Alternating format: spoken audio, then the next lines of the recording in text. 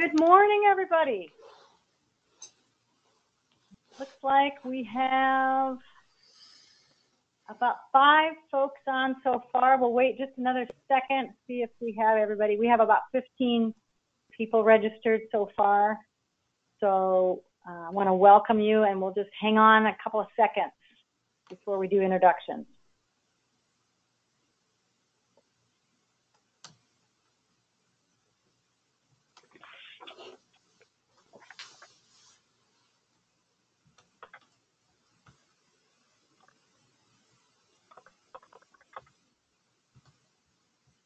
Okay, they're coming on.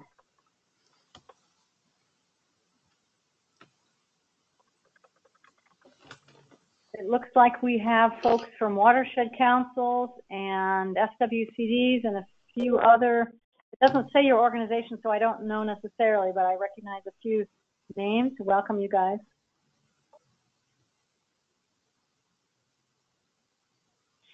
And I have a question from someone. Okay, that's fine. Christy's saying, hi, I don't have a microphone, so I'll need to type my questions or responses, no problem. I'll go over that in just a second. So that's an absolutely fine way to interact.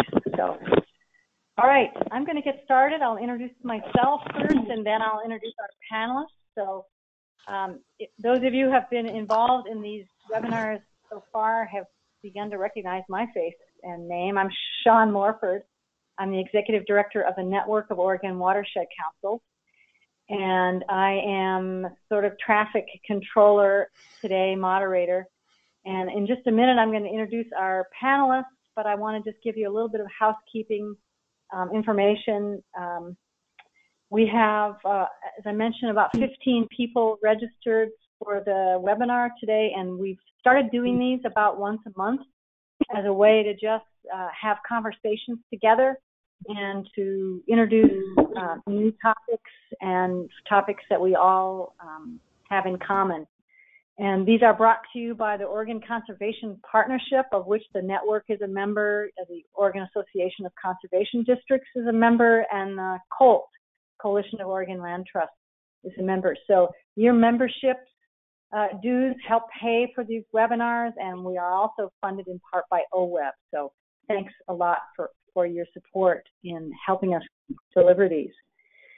Everybody is muted by default on these webinars, but there's a couple of ways that you can interact with the presenters, and we hope that you will.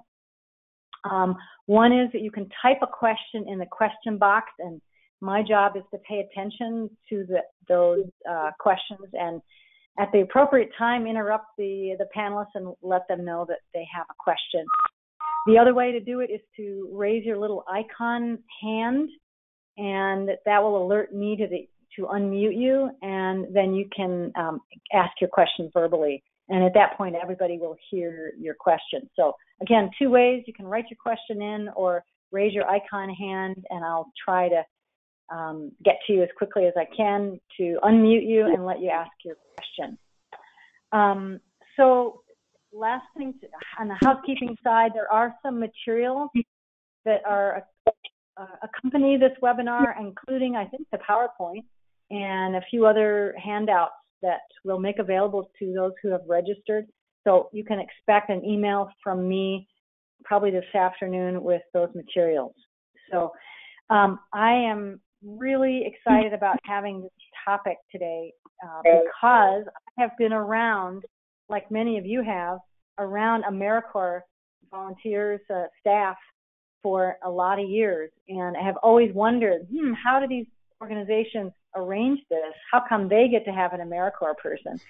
And so this session is really designed to give us a chance to hear from the organizations that hire the AmeriCorps and administer the AmeriCorps programs in Oregon that we have taken advantage of in many cases in watershed councils and others. So Megan Smith and Titus Tomlinson from the University of Oregon RARE program, which stands for Resource Assistance for Rural Environments, and they are an administrator of AmeriCorps programs from the University of Oregon.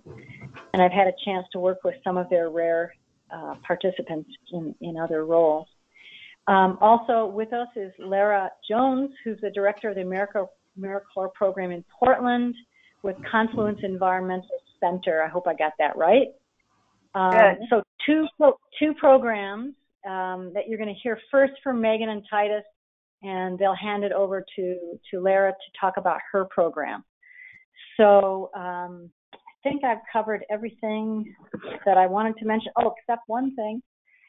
Just as a little side note, we would love to hear from any of you who are on this about future webinar ideas. So topics that you'd like to have us have guest presenters on, or even a chance to talk about some common issues that you all are facing. We'd love to hear from you on that. So please email me or type it in your question box if you have an idea today. So I think that's all the logistics and opening stuff I want to say. Megan, we've made you the presenter. So you're going to run the slides for us, and I'm going to hand it over to you, Megan. Great. Thank you very much, Sean. Well, good morning, all of you. We're really excited to be talking to you today. And as Sean said, a lot of you have probably worked with AmeriCorps members or seen AmeriCorps members or possibly even been an AmeriCorps member yourself. So oftentimes people know what it looks like out in the field, but it's a mystery how that AmeriCorps member got to that organization. So today we want to get rid of a little bit of that mystery, but then also talk about what it looks like out in the field for members. So as Sean said, Titus and I are going to talk about our program specifically, and then Lara's going to talk about her program. And kind of the difference between the two programs is Lara's program will focus on mostly in the metro area, and our program, as Sean said, focuses on rural communities across the state. And I'm trying to get this little thing to advance, so just a moment. What I'm going to do is give you a little bit of an overview of AmeriCorps and how AmeriCorps works in general. And then we'll talk about our program, and Lara will talk about her program. And then we'll talk very, very briefly about other programs that may be of benefit to you all. And Sean said, as Sean said also, we're happy to take on questions as we go if you want to raise your hands or let her know that you have questions. And then at the end, we should have a little bit of time to take any additional questions.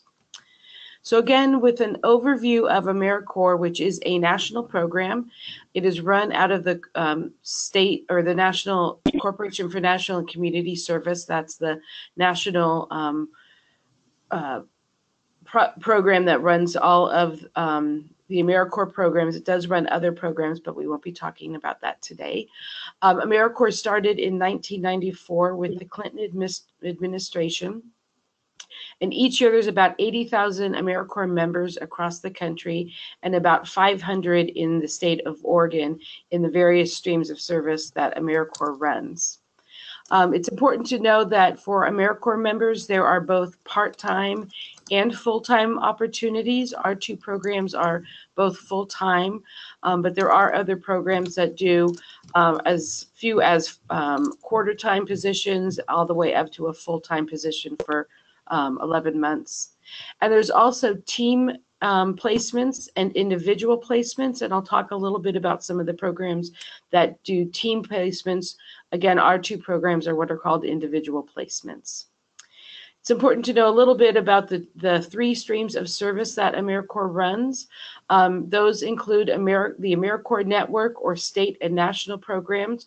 Our two programs, Confluence and Rare, are part of that.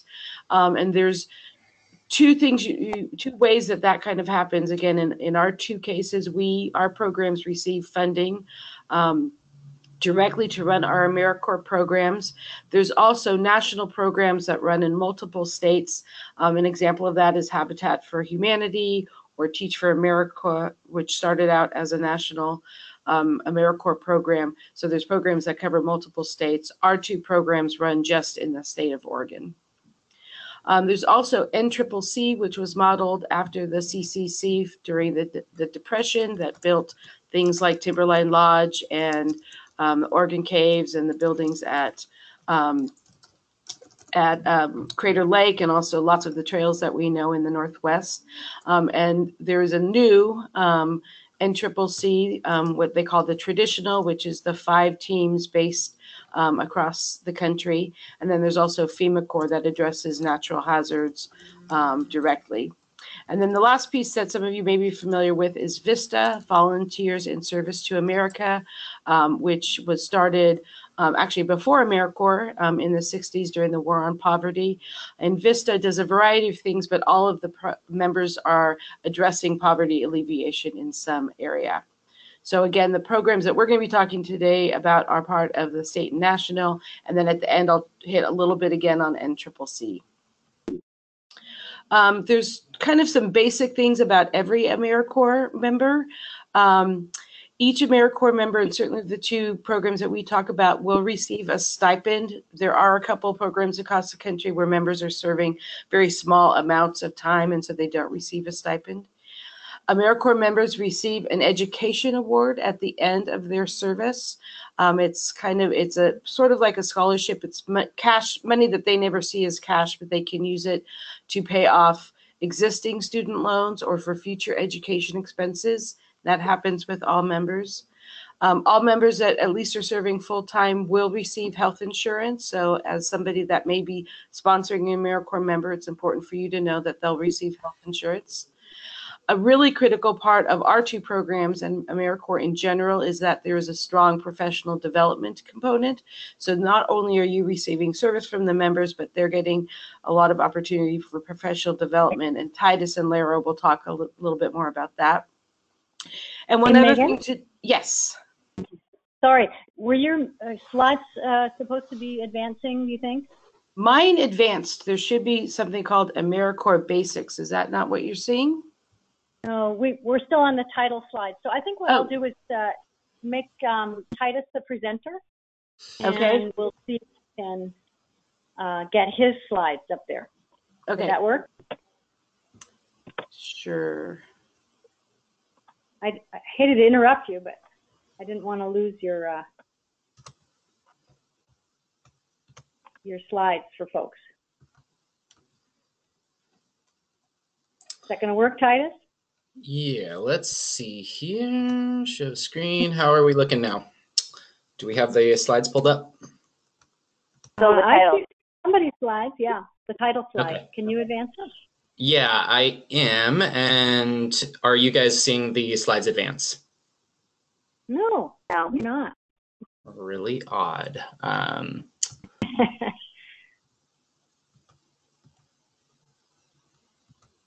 There you go. Okay, so I can take the lead on advancing slides. We'll try. So Megan, it sounded like you were through the basics. I'm on that slide, yes. Okay, all right, good to go. Go back, there you go. Okay, sorry about that, folks. So we were talking about members, and I talked about the stipend, the Ed Award, health insurance, and professional development. There are prohibited activities that members cannot be engaged in. A lot of them will be obvious, as I'm guessing that most of you are either public employees or not-for-profit employees, and there are things that we can't do while we are working, so we can't be involved in elections, those kinds of things. We can't be involved directly in religious activities in terms of doing any kind of providing any kind of religious services, those kinds of things. So there are prohibited activities that we're not going to go in detail now, but if you apply to any of our programs, we'll be going more directly through them. And then as a community, what you would provide is a very clear work plan for the member, a local supervisor who is on the ground and provides day-to-day, weekly supervision. And then for each program, you provide some kind of match, and that can be cash and or in kind. And we'll describe our specific match expectations as we go a little bit further. And quickly, AmeriCorps as a national program has these focus areas. I'm not going to hit on them all. Probably the two that are most appropriate for this conversation are the last two: environmental stewardship, which is a focus area for Confluence, and then capacity building, which is a focus area for the RARE program.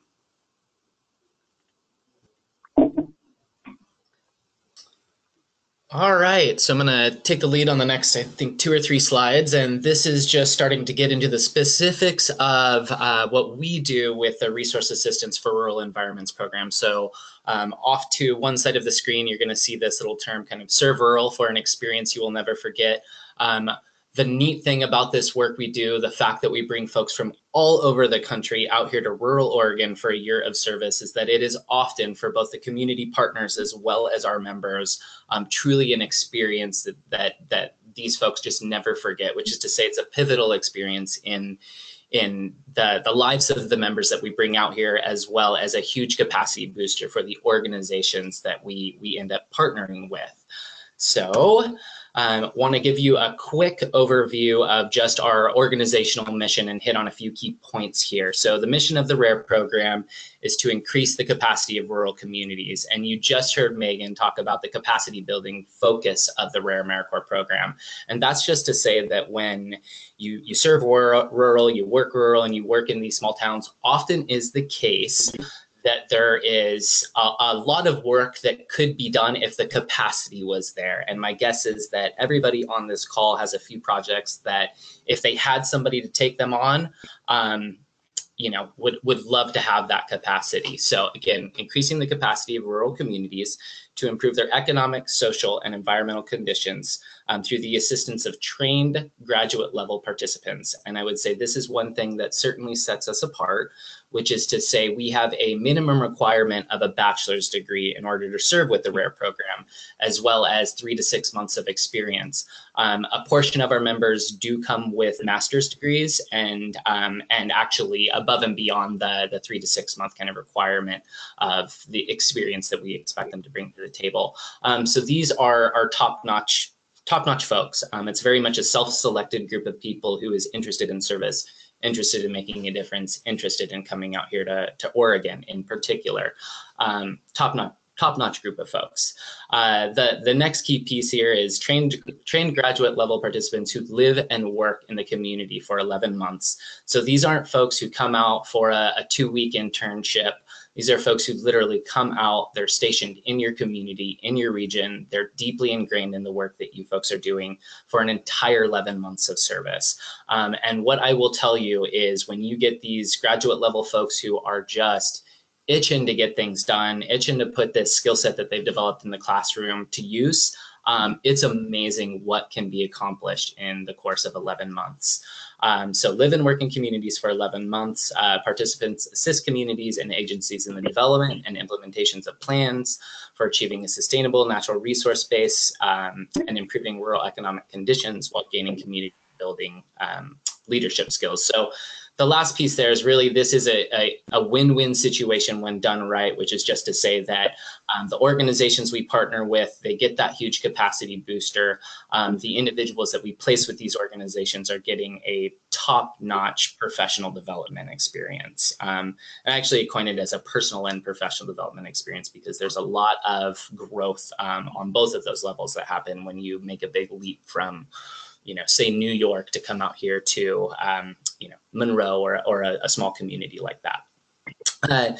The next piece here is just kind of a note on eligible organizations. I will spare you all of the expense here and just say that all of the organizations, soil and water conservation districts, watershed councils, land trusts, that would be represented on a call like this definitely fit into the category of partners that we love to work with. So with that, I'm going to pass it back on to Megan. Great. Just a quick history of the RARE program in particular. We also started in 1994 when AmeriCorps started, so we've been around for we're currently in our 24th year. We have approximately 25 placements per year. That number has gone up and down a teeny bit depending on AmeriCorps resources, but that seems to be our sweet spot. We've had 450 placements to date, so we have a pretty good success record. And you can see on the map kind of the geography of where we have been, and we really try and push as much as possible out on the east side of the Cascades and in the southern part of the state in the coastal areas. When the RARE program was started back in 1994, and I don't know if any of you were doing this work back then, but it was started in part to support the new watershed councils that were an outgrowth of the salmon plan in the first Kitzhaber administration. And there were suddenly all these new watershed councils and a need to really increase their capacity. So in part, we were started to do that, and we worked very closely with the state agency. It was called GWEB at the time. It's now called OWEB, in determining that, and we received funding from OWEB in the early years. In the last 10 to 15 years, as the councils have really matured, we have not done as much work with them, although each year we usually have 1 or 2 placements that's either with the council or soil and water conservation district, but we haven't been doing quite as much work lately, but certainly are open to continuing those partnerships. Some basics about our program. So these are specific to the RARE program. As we said, we are a full-time individual placement. So our members are placed with organizations pretty much on their own. We may have a couple people that are in the same community, but in terms of where they are with their organizations, it's 1 member per organization. And they serve a minimum of 1,700 hours over an 11-month period. That's full-time, 35 to 40 hours per week with some time off around the holidays, etc. Most of our members serve over that minimum of 1,700 hours. So the important thing is that they are there through the full 11 months. Our members receive the living stipend. Our living stipend is $1,600 per month per member. Again, they receive health insurance. An important thing is that we are responsible for getting them their living stipend and their health insurance and any other payroll related costs, workers' compensation, those kinds of things. That's the university's responsibility, so you don't need to worry about that. And they are legally and a volunteer with your organization, so you aren't taking on any employee-employee relationship. And again, we provide training and other professional development. As a community, you provide a local cash match, and it is cash of $23,500. And the sources of that really vary. Sometimes it's grants, sometimes it's part of a general fund. And we are just starting recruitment. Titus will talk in detail about that. But part of our recruitment process is also talking to communities about how they can get that match. And we are happy to work with folks, write letters of support, etc. Again, a local supervisor that is able to provide both kind of just general supervisory, but also some technical support. An office and the associated needs with an office that, of course, is changing over time. 24 years ago, that was a desk in a building with a desktop on it and a phone. Things are changing a little bit. A lot of our members have laptops. And some use cell phones, so that's changing a little bit, but you're expected to be able to provide what they can't provide. And then any other professional development that you provide through your organization. So if there's trainings you're giving to your staff, we anticipate our members will be part of that as well. Megan, do you want to talk just real briefly about the funding stream from Ford Family Foundation that's coming down the line? I think that's coming up, but sure, I can do that. So we have a partnership with the Ford Family Foundation. If you haven't worked with them, they're based in Roseburg and provide funding across the state of Oregon and in Siskiyou County. And they are able to provide funding directly for RARE placements. And I believe probably by the middle to the end of next week on their website and on our website as well, you'll be able to apply directly to them for funding to support a RARE participant. It's still competitive. It's not an automatic thing at all, but they are willing to provide some direct support to RARE placements. Awesome. And you can see here, I'm not going to go over all of these, but in the past we have had placements with watershed councils, with soil and water conservation districts, with land trusts, and then we've also had placements that are in kind of broadly in the natural resources area. We did have a placement with the network a few years ago with the Columbia River Estuary Program, the Tillamook Program, as well as with the Department of Environmental Quality. Megan, do we have any now? Directly with any of those organizations this current year, I don't think we have any directly with one of those kinds of organizations. Yep. And that is not necessarily I mean, we are absolutely willing to work. It's not that we aren't happy to do that. We just haven't had any applications recently from them. Which is why we're doing this call. We would love to see that change. We definitely get a number of folks who come to us with a background, a passion, and drive for natural resources planning. So obviously, again, that's why we're having this conversation with you folks. So I'm going to take on the next few slides and want to just point out that a big focus of this program is really geared towards professional development, building up the next generation of community development leaders, ultimately. So I want to really hit on the professional development piece and some of the resources and offerings that we are able to offer up to our members, as well as to the partners that we have, community partners that we have across the state of Oregon. So the great thing about partnering with the RARE program is that you don't just get the capacity or access to that one member.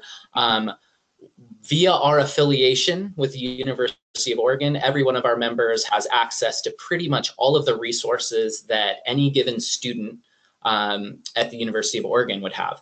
That's everything from access to the library, and the library isn't just books, it's databases, journals, so on and so on. Access to a slew of software, including the big one that comes up often is ArcMap, ArcGIS. As well as, like I said, I could go down the list there, but that's the big one that I like to point out. And again, just kind of put yourself in the shoes of a student and all of the resources that you have access to while you're studying, and just know that these members have access to those types of resources. Should also point out that the RARE program is one of 4 programs under what we just call the Community Service Center. And that umbrella, and as such, we have an array of key staff folks who all come with a specific specialty, whether it's community engagement, survey development and administration, natural hazards, resilience, so on and so on. We have folks who specialize in those facets of community development and are often, well, I shouldn't say are often, are always kind of involved with our trainings, as well as a phone call away when members need access or have topically focused kind of questions that come up that adhere to a specialty area of our staff.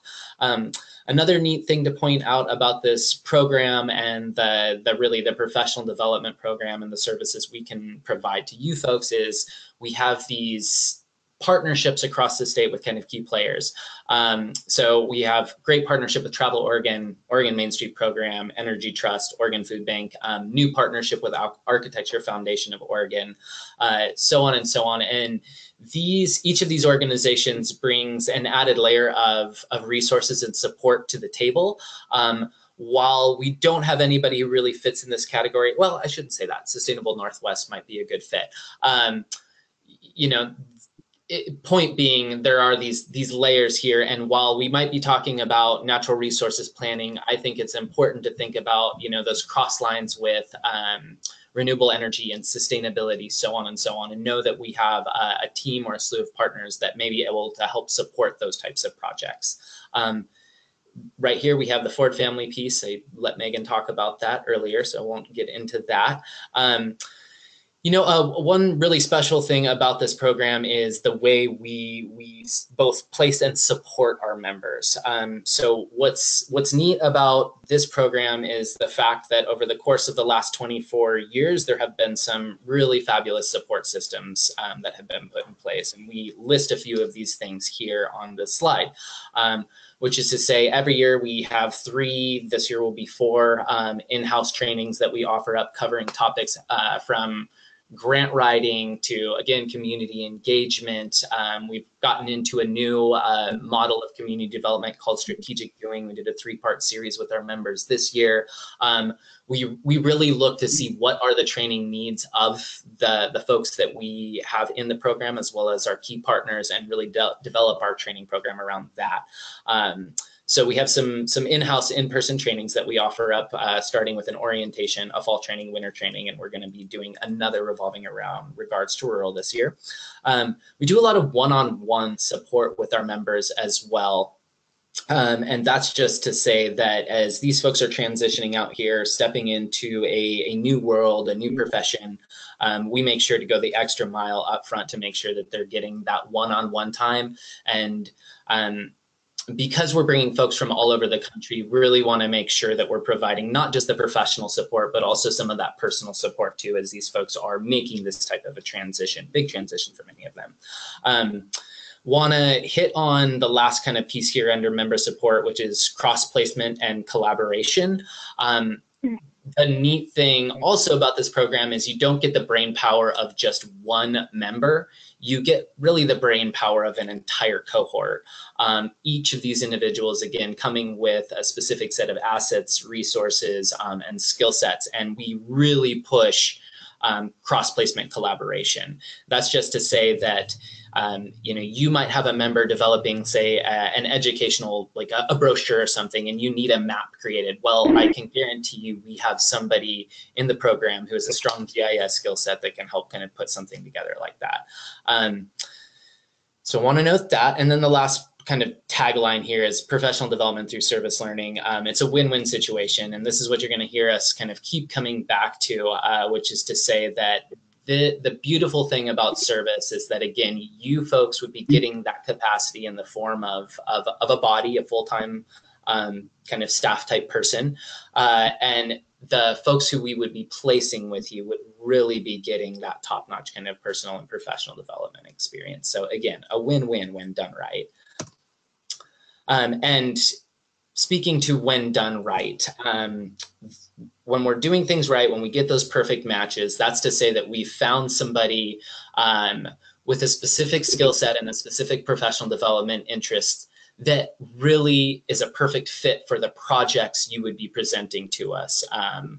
So how does this happen? How do we make these perfect matches? Well, we spend a lot of time up front working through the placement process. Literally, it's a process that, I mean, from recruitment to placement is, a 6+ month process. So ultimately, we start with recruitment. That's what's happening now. And I should say that we're doing recruitment for both community partners as well as members. Obviously, the community partners are just Oregon specific. The members that we bring into Oregon, again, we bring them from across the country. Thank God we're in Oregon where there is a huge draw to come out here. But again, we have folks from, I think we have 4 people in the program this year from New York who are, made the big leap to come out here to Oregon to serve. So nationwide recruitment, bringing folks in from all over the country.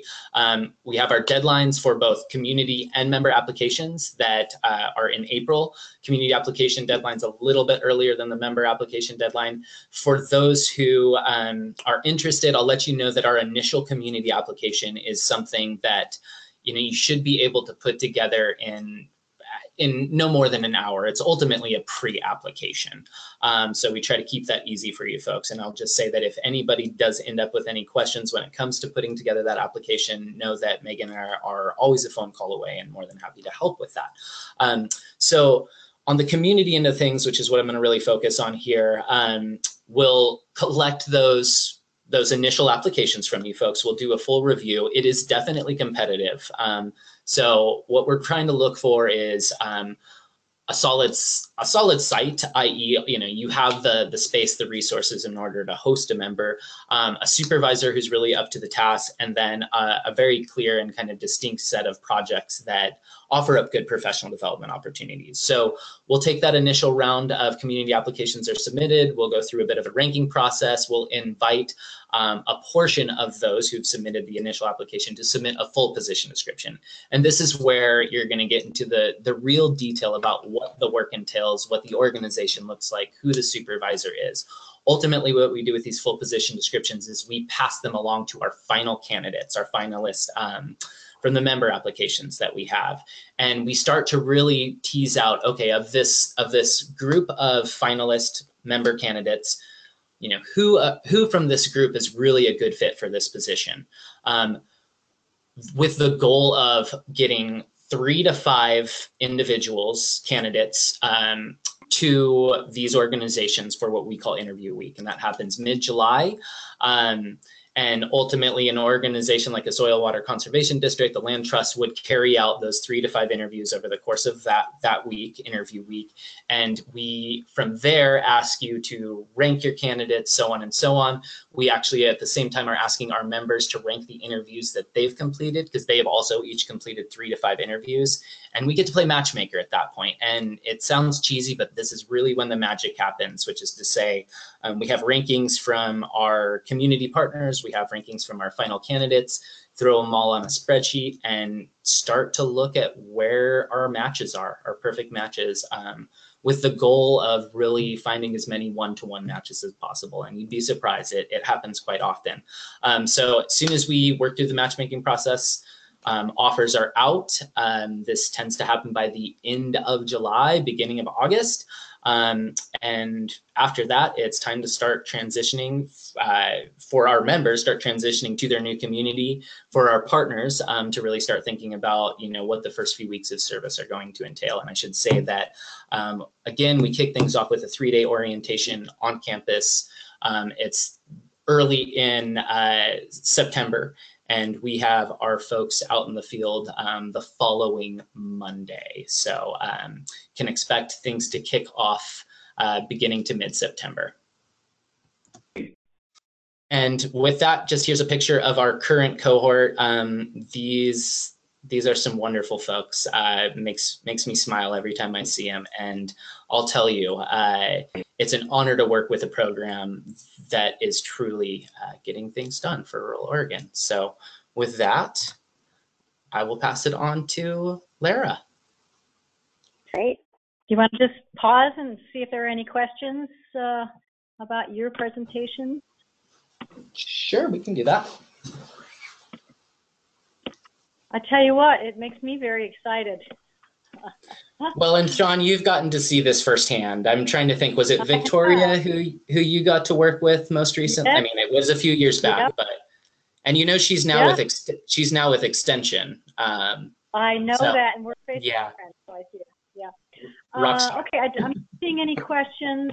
Very thorough, very great presentation. Answered a lot of my questions. So I guess we can hand it over to Lara. Thank you so much. Great. Well, hi, everybody. Once again, my name is Lara Jones. I'm the director of the Confluence AmeriCorps program.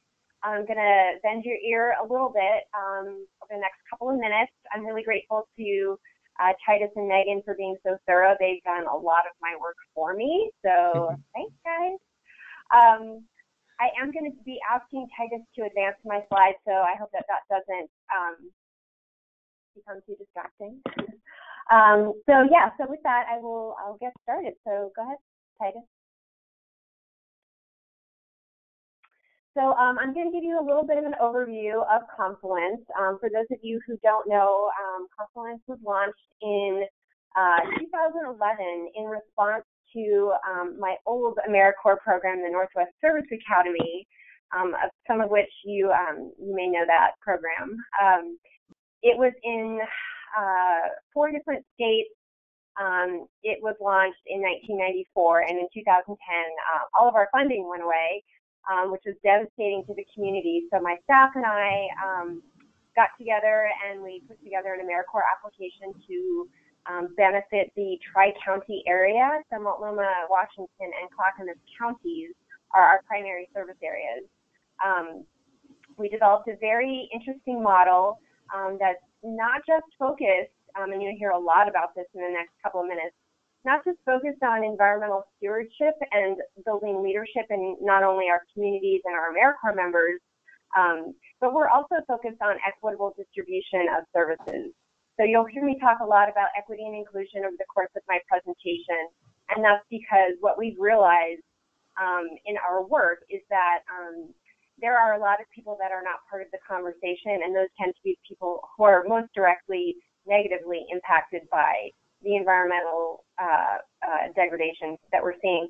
So we're really trying to engage and empower youth and adults around activities and conversations of environmental and social importance. That's really why we exist. We've got a similar model to the RARE program in that it is a split between 80% service and 20% professional development.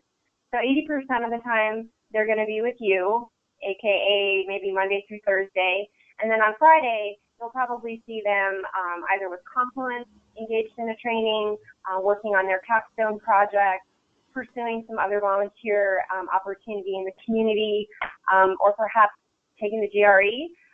We create a lot of opportunities for members to develop themselves personally and professionally, just like Titus was saying. We've got 3 expert staff, some of who you may know. Sherry Jackson is my recruiter, and Rob Love is member support and communications. And then the 3 of us work together to build this incredible program that I'm really excited to talk to you about. Just a couple other quick kind of points. We've been in operation for 7 years, so we've got 140 alumni out there just doing incredible work. And over 90% have secured jobs either in the nonprofit sector. They've gone back to earn advanced degrees in environment and social services. So the work that they're doing here, or I should say the service they're providing, really does launch their careers. We've had over 70 partners, some that come to us for just a year to just get something done. And then we've got other partners that are so incredible that they've been with us since the start. And they just provide that level of mentoring and opportunities for the members that we just can't bear to let them go. Typically, a placement will last between 1 and 3 years, but on time to time we do see them go longer. Like Titus was saying, we've got an incredible ripple effect. We're not only serving your organization, but we are developing the member leadership skills. We're empowering the communities that are served, and we're really creating these incredible environmental leaders that will help our planet in the coming years. One thing to note is it's been the Confluence staff has been just the 3 of us, but we just received some funding to hire on a new executive director. He comes from Moscow, Idaho. He's a leader in the Nez Perce tribe. He is absolutely incredible, and lucky for you all, his focus has been water rights. And so he is really, really excited to really grab hold of some of our work around healthy watersheds. Okay, you can advance. So some of our core values, once again, we're focused on addressing these critical environmental issues that I'll talk about in just a minute, but healthy watersheds is top on the list. We also are champions for equity and inclusion. This topic is probably no surprise to many of you, particularly those watershed councils and soil and water conservation districts that are in the urban area. Equity, inclusion, and diversity is a really big topic right now, and Confluence has been leading the charge in catalyzing change within organizations so that their programs are serving more people of color and more people from low-income backgrounds. By doing this and engaging our members in these activities that surround themselves with diverse populations, we're really building leaders who have the ability to facilitate equitably and to have some culturally sensitive approaches to working with various groups. One of the things that we really love about our project is that it's not only about the organization saying, hey, here's this project and we want you to deliver it. We really get input from the community and we respond to what the community is asking for. So in that way, the projects are co-led. They are just this magical collaboration between the organization, the member, the supervisor, and the communities that they're serving. You can advance. Pictures are worth 1,000 words, so I wanted to show you some of our past AmeriCorps cohorts. You'll notice in the top left, we've got our very first group, Team Rainbow, out at the Adelante Farm on Cesar Chavez Day, which is a national day of service where all members engage in service together, focused on farm workers' rights. And then just a variety of other pictures. And the reason that I'm showing this is because what sets Confluence and RARE apart is that RARE has members placed throughout the state of Oregon, and that's wonderful as far as serving as many communities as possible. What I love about Confluence is that all of our members are within a 60-mile radius of each other, so that allows us to bring them together twice, sometimes 3 times a month for trainings and team meetings that not only build their skills, but help them to network, have fun, because this is hard work. Self-care is very important in the service industry, so we do a lot to fill their cup, if you will. And I think I saw Melissa Cannell on here from the Sandy River Basin Watershed Council, so we have some fun, and she could probably speak to that. So yeah, so I just wanted you to see the faces behind, the service that's being provided. We love and value our members, and we do everything that we can to honor and appreciate and recognize the work that they're doing and the sacrifice that they're making by being a part of this program. So I just want to talk a little bit about some of our focus areas, of which there are 5.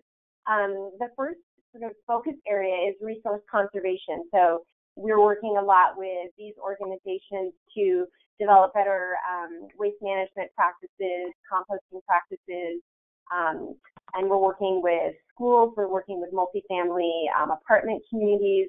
We're really, we're running the spectrum here as far as empowering people to make better choices around their purchases and their waste production. We also have a very large garden-based and farm-based education contingent. This is just a sample of logos and partners that we've worked with, but here we're really addressing food security. We're looking at where the food is being grown, how it's being harvested, what meals are being prepared, where the free and reduced lunches are happening, and how can we get into these schools and really build up their nutrition programs and garden programs. This is a really popular area that's grown a lot. Yeah, you're good. Lara, we have one comment. The staff and member lead development is awesome and very fulfilling. Okay. Thank you. We also have our environmental/conservation education focus area where we're really getting into schools, working with youth groups to develop outdoor leadership skills and also train participants in all areas in environmental education. And that can be, how to build a shelter in the wilderness, to how to build a fire, with one match, and just all kinds of issues around environmental education and environmental justice. We're dipping our toe in public health right now, working with a couple of organizations. We have to be careful with this topic area because a lot of the public health issues that we see really do involve a lot of legislation and political involvement. So we have to be very careful with these positions and make sure that our member is not engaging in any kind of advocacy, and that's the kind of role that the supervisor will take on. But the member is absolutely encouraged to do outreach, provide information and education around some of these issues. And then the next slide.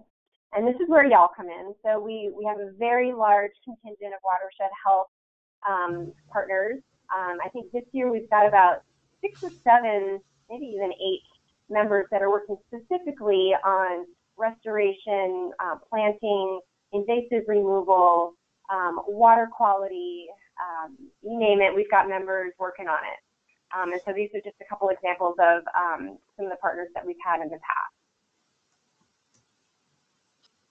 And I want to spotlight on a couple watershed councils that we're partnering with and have partnered with over the last 7 years since we've been in operation. So we've got our Johnson Creek Watershed Council partners, Columbia Blue, Sandy River Basin Watershed Council.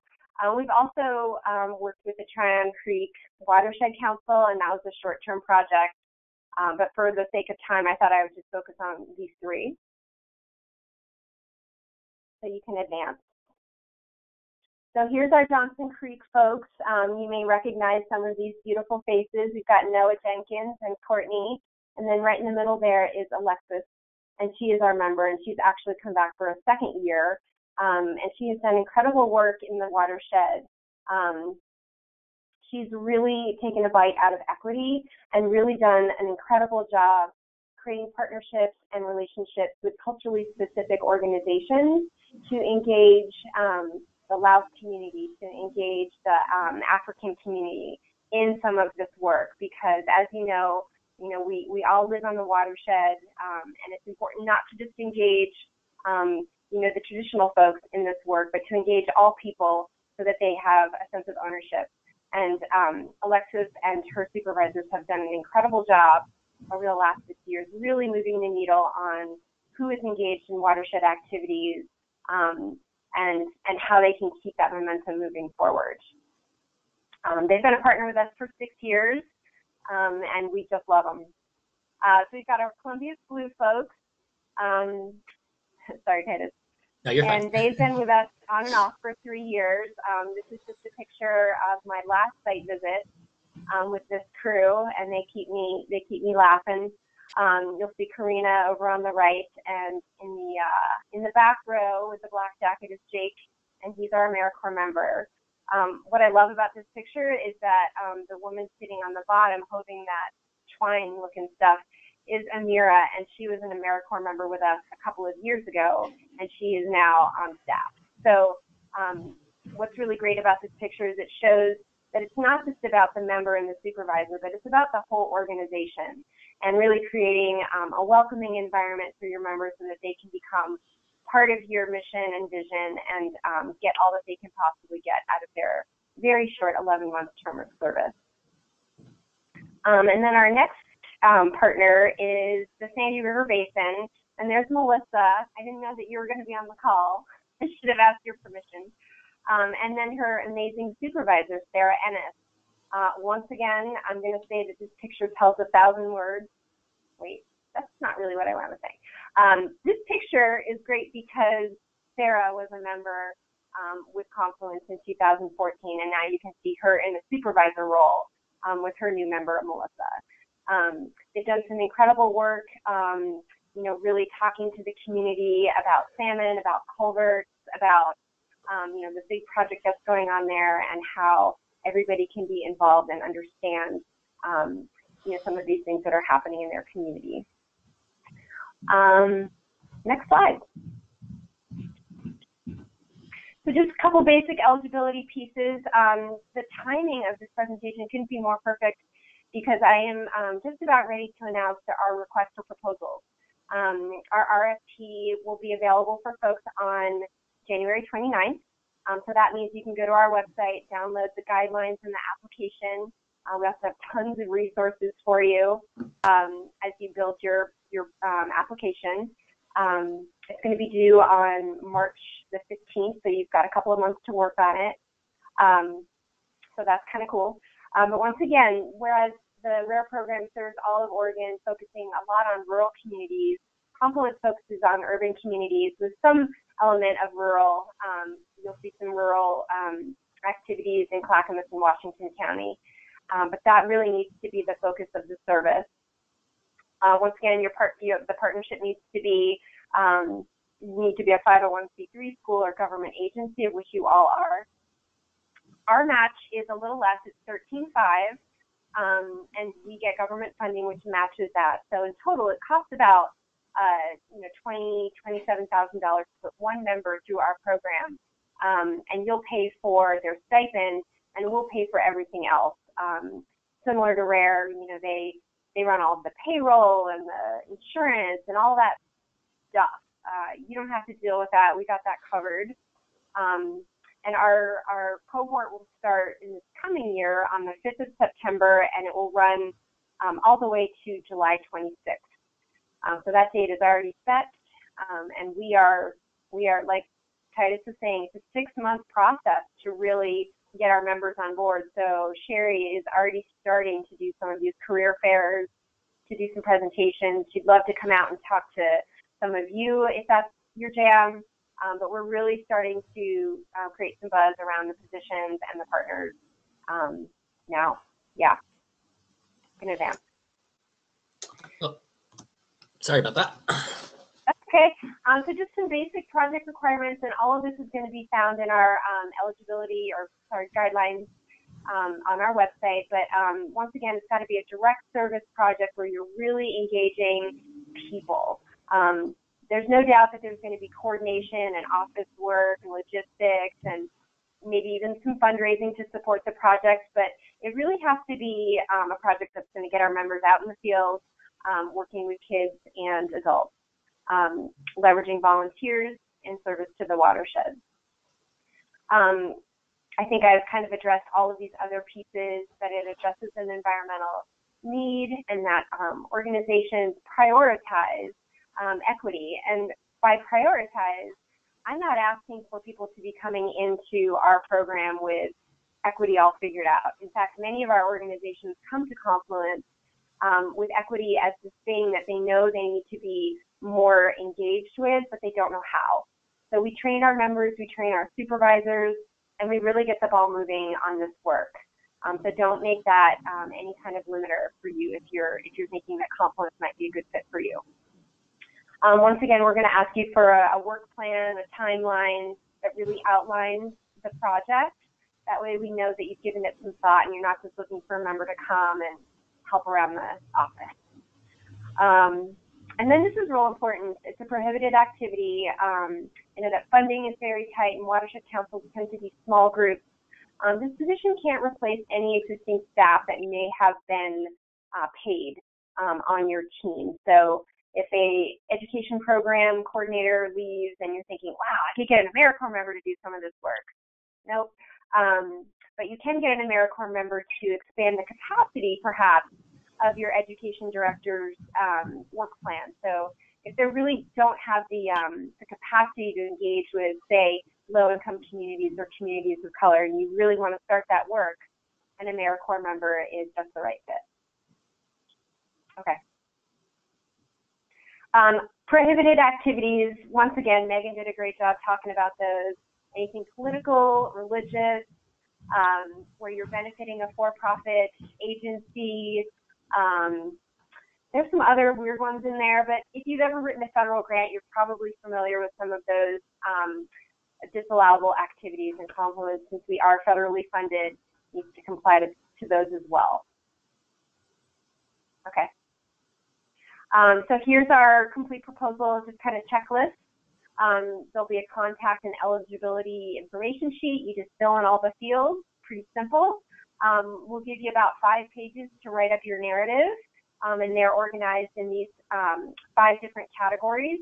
Tell us about your organization, tell us about your project, tell us how you're going to make sure that the member is actually benefiting some of these underserved communities in Oregon.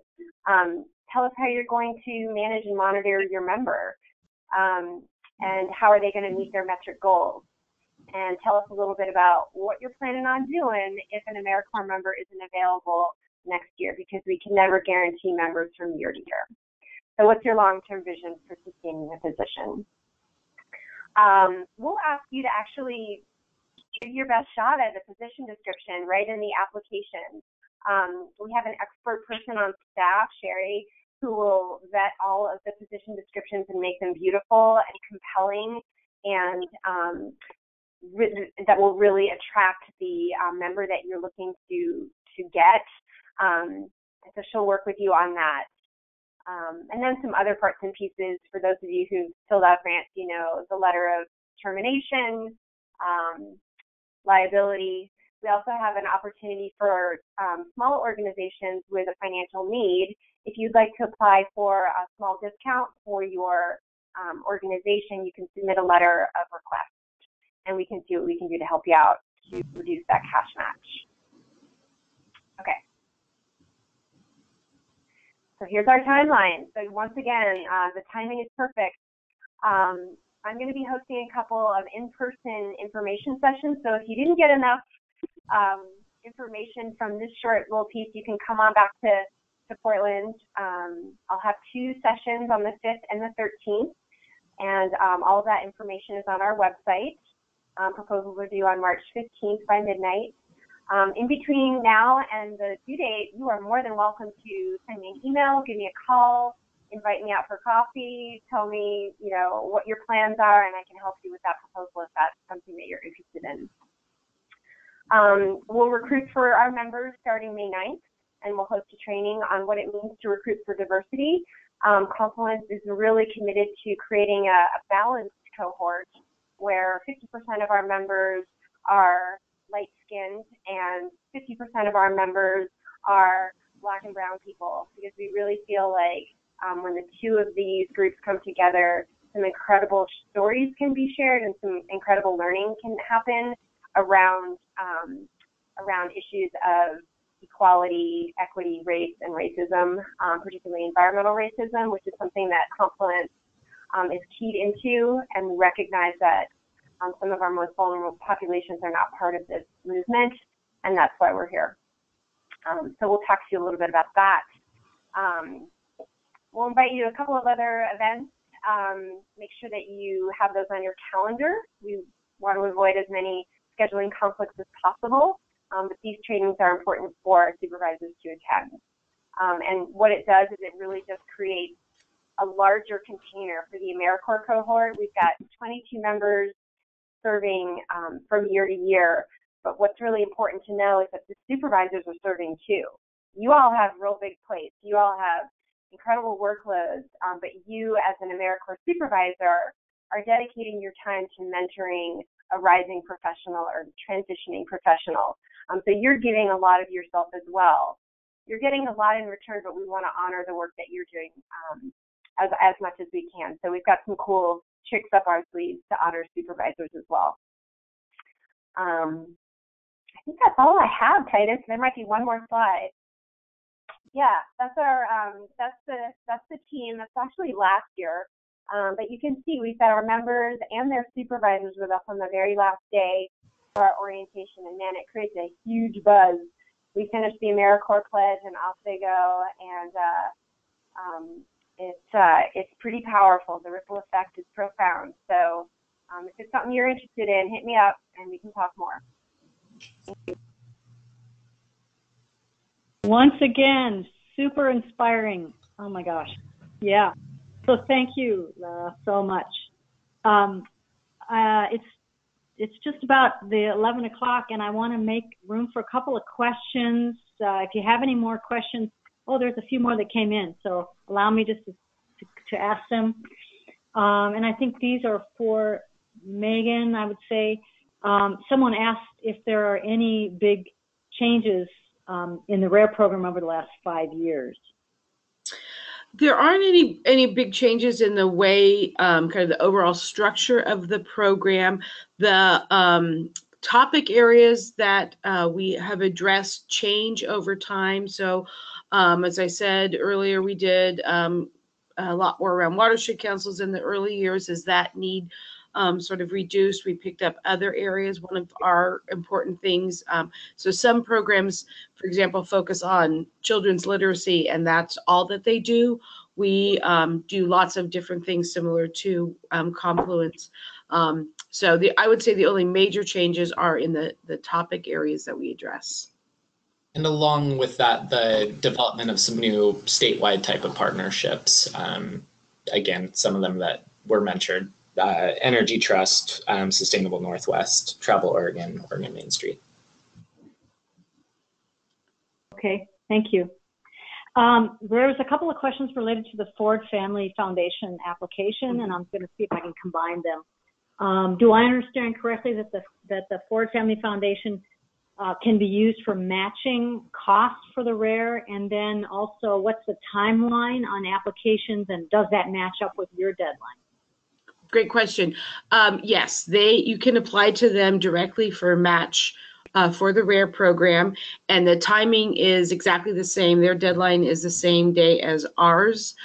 They have, if you're familiar with them, they have set up a separate application, particularly for these matching with the RARE, and it's a very, their process is very simple, and basically you attach our application to it. And so the timeline is the same. And we work very closely. We don't sort of go off and make our decision and they go off and make their decision. There's a lot of conversations that we have with them afterwards. And one thing I want to note is, for those of you that have worked with Ford, they have in their first 20 plus years of existence, not done a lot in the world of natural resources and the environment. They are opening up a little bit more to that. So if you're kind of thinking, wait a minute, they don't do it at all, they are opening up to it. And so I think more applications from natural resource related organizations will only show them the need even more. Okay, great. And we'll end with one last question. Basically, the question is, they said thanks. Basically, the question is, can we make specific requests, for example, getting a female versus a male or male versus female, that sort of request? Wow, we've never had that question before. There's no process set up for us to do that, and I would have to do a little research to find out if AmeriCorps would allow that. Lara, do you have any thoughts on that? Well, we do our recruitment a little bit different, whereas all of our applicants apply directly to our site supervisors, and then the site supervisors go through the resumes, they select their top candidates to interview, and then they send Sherry their top 3. So whichever one kind of rises to the surface or they have the preference for, they can make that preference. So I will do a little research and find out from AmeriCorps' perspective if that's allowed. I mean, my guess at some level it is. There are AmeriCorps programs that are residency programs that I would guess have some kind of limitations, but I'll do a little bit of research and get back to Sean. And I would also say that go ahead. I was just going to say that the way we work through our placement process, again, each organization gets an opportunity to interview with 3 to 5 individuals. They're going to get to see the full application. You know, you do a little online research, LinkedIn, you get to see what this person looks like, what they bring to the table. And, you know, we never place an individual with an organization that isn't truly excited about bringing somebody on board. So it's not just here, we're giving you this person. It's truly a mutual agreement. Okay, I think that answers it. And I would say that people could contact you directly if they had a specific question or circumstance they wanted to look at, right? Okay. Yes.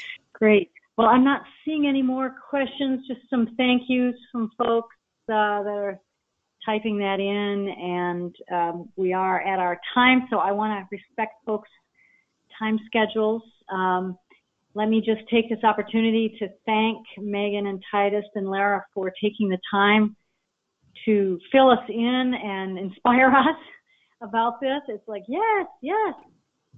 Yes, there's a question about contact information. Yeah. I guess we didn't include a slide with contact information. Oh, I think it's the next one, Titus. Oh, It's here we go. Yeah. 2 more slides down. So, okay. All right. And let me really quickly say, I know we're at the end of our time. The slide before this was referring to a couple of other AmeriCorps programs that are slightly different. They do more on the ground restoration work across the state, and they are more team-based. And if you're interested in finding out how to get a team to come in and do some of the more on-the-ground direct restoration work, you can get in touch with me and I can pass that information on. Great. Thank you. Well, once again, I want to express my appreciation to all 3 of you and to everybody for your questions and comments, and hopefully we'll get some more AmeriCorps participants and members working for Council's District and Land Trust in the next year. So with that, I'm just going to end the webinar reminding everybody that this is recorded and will be posted on the Network of Oregon Watershed Council's website, along with the materials that I'm going to be sending you all. So thanks again. Awesome. Thank you, Sean. Thank you, Sean. Hey, Sean. Bye. Bye. Bye. Thank you. Bye.